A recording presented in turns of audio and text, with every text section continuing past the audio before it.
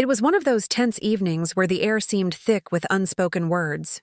The room was packed with family and friends, all gathered to celebrate what should have been a joyous occasion. Laughter echoed occasionally, but beneath it, a subtle tension was creeping in. No one seemed willing to acknowledge the elephant in the room, a secret that had been eating away at the family for months. Everyone spoke carefully, their smiles strained, as though each word could ignite a storm. The night progressed, and the conversation grew quieter. Small murmurs and half-hearted jokes filled the gaps, but nobody dared to bring up the subject that hung over them all. Eyes flicked nervously, glances were exchanged, and the sense of anticipation became almost unbearable. It was in this heavy silence that he entered the room, his expression unreadable. People instinctively stopped talking, as though sensing that something monumental was about to happen. He walked slowly to the center, his presence commanding immediate attention. The room, already quiet, seemed to hold its breath. He cleared his throat softly, and for a moment, it felt as though time itself had paused. Everyone waited, anxious and uncertain. They had known him to be composed and patient, yet the tension in his posture hinted at the depth of the emotions he had been holding in.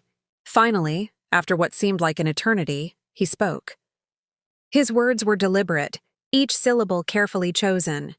"I've stayed silent because I wanted to protect you all," he began, his voice steady yet heavy with sorrow. "But it's time you knew the truth." The story that unfolded was one of betrayal, deception, and secrets that had shattered trust.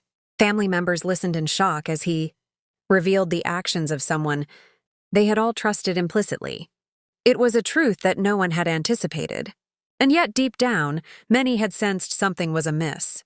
As he continued, the room grew colder with disbelief and hurt.